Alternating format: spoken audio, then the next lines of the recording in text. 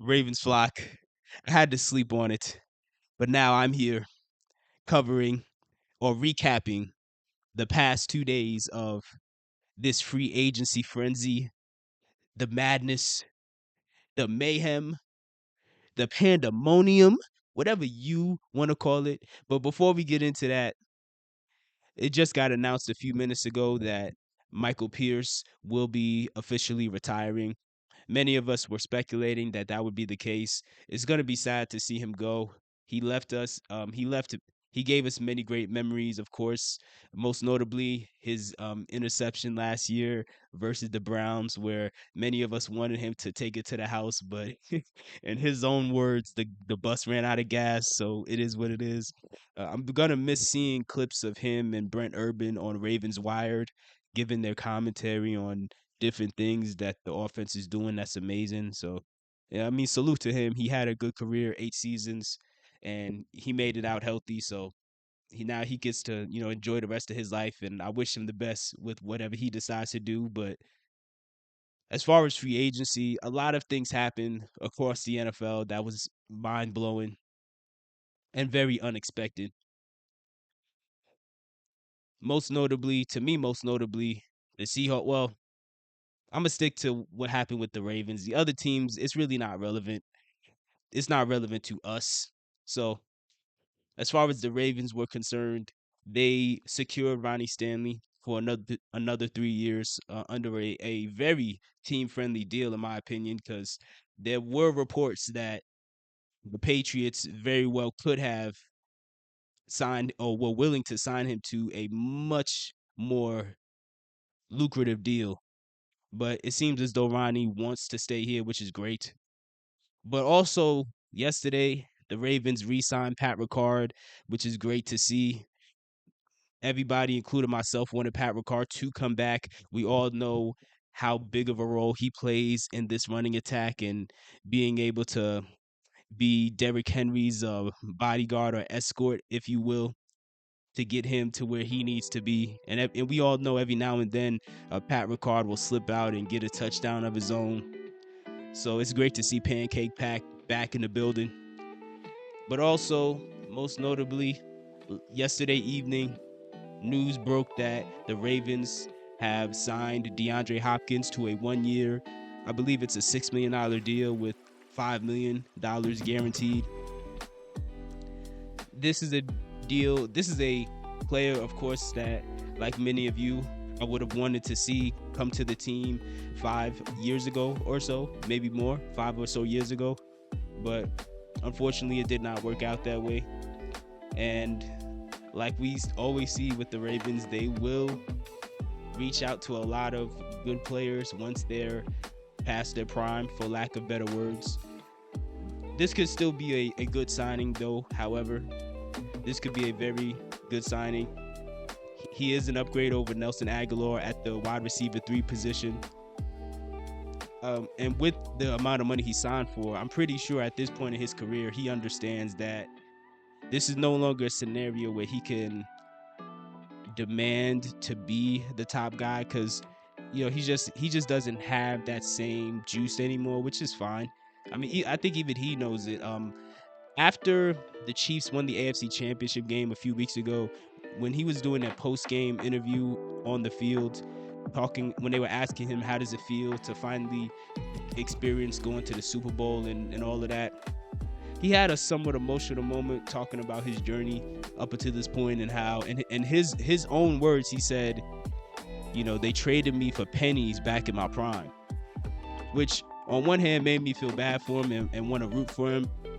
Made me want to root for him, because it's like, yeah, that was pretty scummy that the Texans gave him away for nothing. I wish they would have gave him to us, but that's neither here nor there. But at the same time, the fact that he said back in my prime, I'm like, okay, I think at this point he understands that no matter how great he was at his peak, he understands that it's a different situation now, which could still work out great, because he's done everything else you could want in your career as a receiver. He has almost 13,000 yards, 80 touchdowns. He's had some of the greatest catches we've seen in the NFL. He's one of the better route runners of his generation. He's one of the better overall talents of his generation. He also just has a very him and his mother have a very interesting and inspirational story. And like many players at this point in his career, he wants to try to chase a ring. He didn't really develop much of a connection, or he really didn't develop much chemistry with Patrick Mahomes last year. Clearly, the Chiefs didn't want to retain him.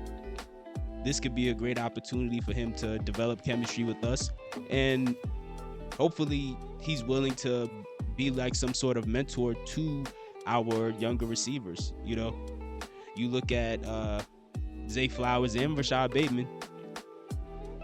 You're looking at two guys who have very high ceilings. Even Bateman, I know most Ravens fans have pretty much gave up on Bateman, but we can't forget, this is like, in the case of Bateman, this is still a guy who has massive potential.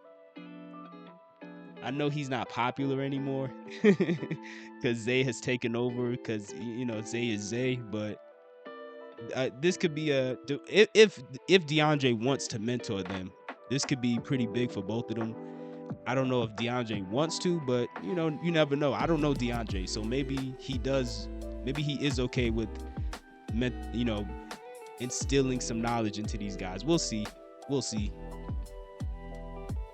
From a personnel standpoint, of course, this is great. This adds a little more depth to our wide receiver room, because going into free agency, the only receivers we had in the contract were Zay, Bateman, and Tez Walker.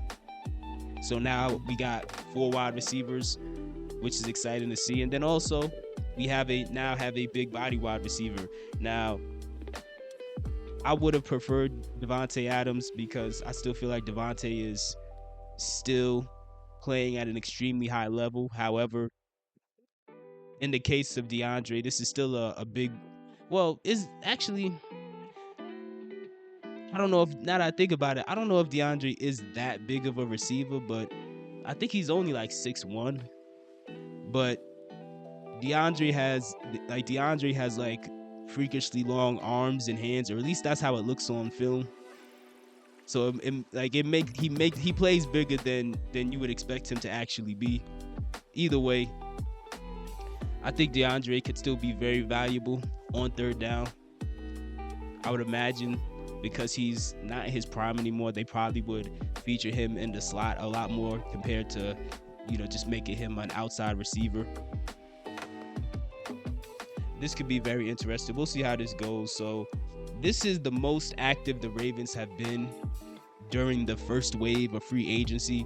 I can't remember the last time the Ravens were this active during the first wave of free agency, even though none of these moves are technically major moves. But I mean, look, retaining your starting left tackle, retaining one of your fullback who's one of your best blockers, and also a key part of your running attack, and bringing in an upgrade at wide receiver 3. These are still valuable moves, and there's still time.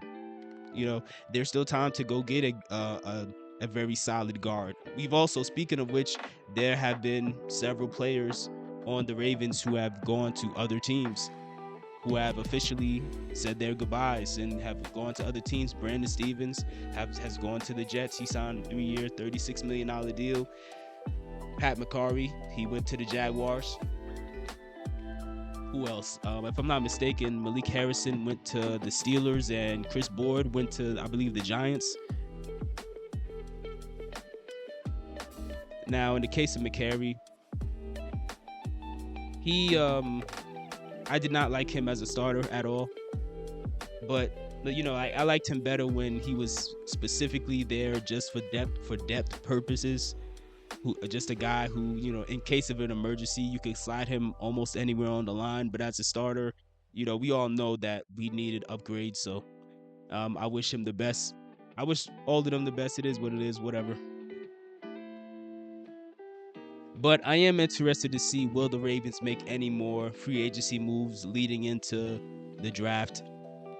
Are they going to go get a veteran corner to kind of fill in that void that Brandon Stevens left? Are they? You know, you could do that. You have veterans available like Mike Hilton or Stephon Gilmore. Yes, I said Stephon Gilmore. despite him being an older player. Every time I think Stephon Gilmore is going to fall off, the dude comes through every time and puts together another solid veteran season, to my surprise. So at this point, I wouldn't mind them going to get Stephon Gilmore. I think he would play better than Brandon Stevens played last year. Not saying he would ball out, just saying, I think he would just be a serviceable number 2 or number 3 corner. Also, there are still some guards available. Kevin Zeitler, as we speak, he is still available. You have other guards like Mekhi Becton from the Eagles, as well as Tevin Jenkins from the Chicago Bears. He's available.